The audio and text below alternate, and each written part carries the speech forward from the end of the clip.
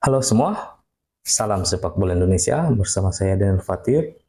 Timnas Indonesia harus dilanda krisis pemain yang menyebabkan Sintayong harus waspada agar pemain tersebut sebelum menjelang pertandingan leg kedua di Vietnam, Sintayong harus betul-betul memberikan menu latihan kepada pemain timnas agar tidak mengalami cedera dan juga penyakit yang dialami oleh para pemain timnas Indonesia yang terkena virus, dan beberapa pemain absen di laga leg kedua ini di Hanoi. Kita tahu Nadio,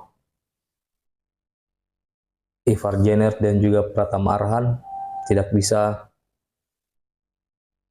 mengikuti rekan-rekannya yang bertolak ke Vietnam, dan juga Sandy Walsh serta Mark Locke dipastikan tidak akan ikut karena kita tahu Sandy Walsh sudah balik ke Belgia, sementara Mark Locke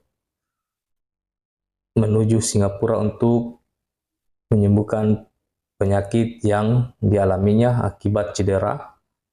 Dan jika melihat komposisi dari pemain yang ada, Sintayong masih yakin akan bisa meraih poin hasil maksimal di kandang Vietnam.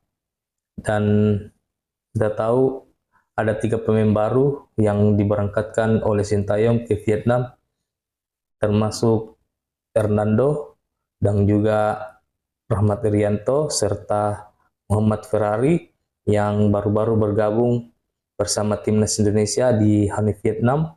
Dan jika melihat dari komposisi pemain yang ada, kita akan memprediksi line up dari timnas Indonesia yang akan berlaga di Medin Stadium pada leg kedua ini. Jika melihat komposisi dari penjaga gawang, cuma tersisa Adi Satrio dan juga Hernando. Dan kemungkinan Hernando akan menjadi pilihan utama di sektor penjaga gawang. Kemudian 3 CB masih dipercayakan oleh JICS, Rizky Ridho, dan juga Justin Hapner. Sementara di LB, kita tahu Pratama Arhan tidak bisa bermain di leg kedua ini karena mengalami demam. Jadi kemungkinan besar akan dipasang adalah Nathan Choaon.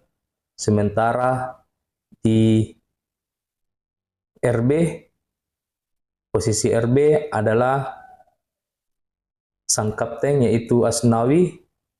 Sebelumnya Asnawi tidak bisa bermain karena mendapatkan akumulasi kartu, tetapi beruntung Asnawi bisa tampil di leg kedua ini menggantikan Sandy Walsh yang mendapatkan akumulasi kartu.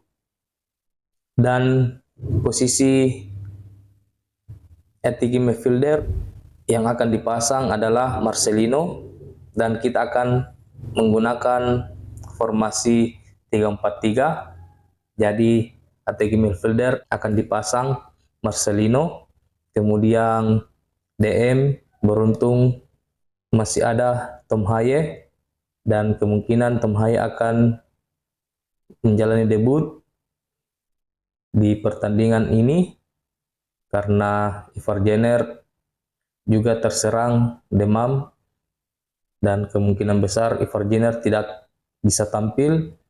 Tapi kita masih beruntung karena pengganti Ivar Jenner kualitasnya lebih baik lagi, yaitu Tom Haye. Dan di sisi sayap kanan akan diisi Yakob Sayuri, dan di sisi sayap kiri akan dipasang Ragnar Oratmangung. Dan untuk penyerang tengah, kita tahu banyak pemain yang mendapatkan virus, termasuk Rafael Strike, Dimas Derajat, dan menyisakan Hoki dan Ramadan Sananta, dan Rafael Strike sudah terbang ke Hanoi, Vietnam untuk menjalani pemusatan latihan, tapi kemungkinan Rafael Strike tidak akan bermain sebagai starting line up dan akan digantikan oleh Ramadan Sananta. Dan itulah prediksi formasi saya yang akan menghadapi timnas Vietnam di Medin Stadium.